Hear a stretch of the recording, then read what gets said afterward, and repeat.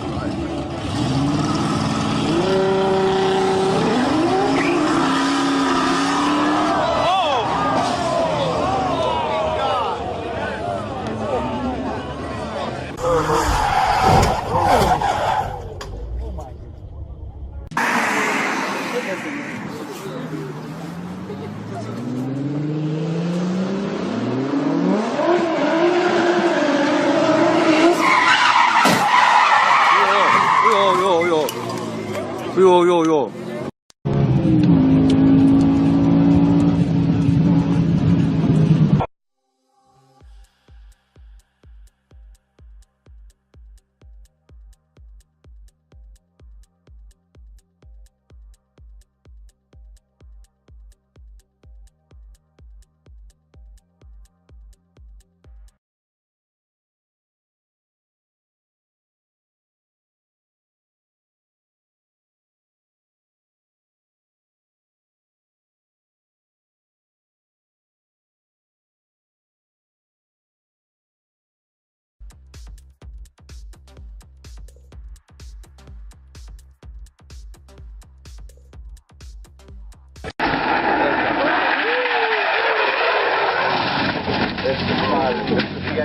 The boy comes up towards tremendously.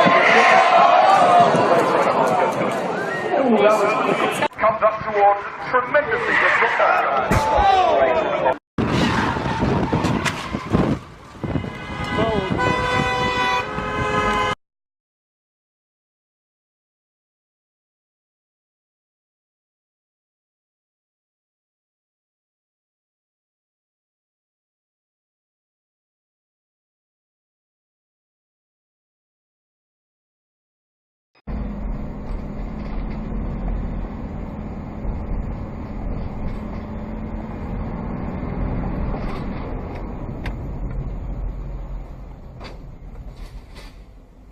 Wow, 係尹思明，等，撞車，等。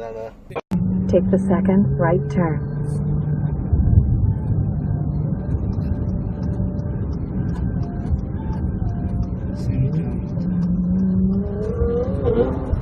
Oh my god. I got that on Continue video. to follow the road for 10 miles.